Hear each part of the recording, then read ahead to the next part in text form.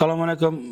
Bugungi brifing ishtirokchilari Yangiyer shahar Savdo-sanoat palatasi tomonidan bugungi brifing mavzusi bo'lgan murojaatlar bilan ishlash tizimi mavzusida qisqacha ma'lumot berib o'tmoqchiman.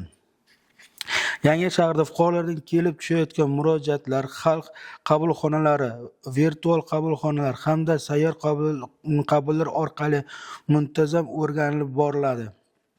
Asosiy murojaatlar bandlik, kommunal xizmatlar, uy-joy infratuzilmalar, ijtimoiy himoya va ta'lim masalalariga oiddir.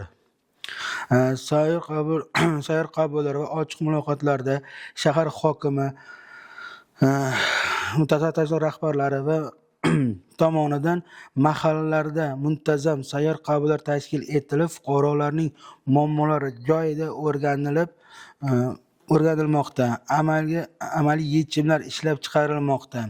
Tadbirkorlar bilan muloqot, Savdo-sanoat palatasi va mahalliy hokimlik hamkorlik tadbirkorlar bilan uchrashuvlar o'tkazib kelinmoqda. Yer ajratish, eksport salohiyatini oshirish va yangi ish o'rinlari yaratish masalalari muhokama qilinmoqda.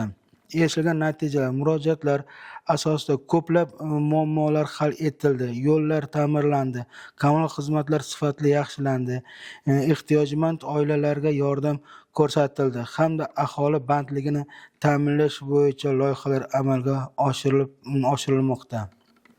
E'tiboringiz uchun rahmat.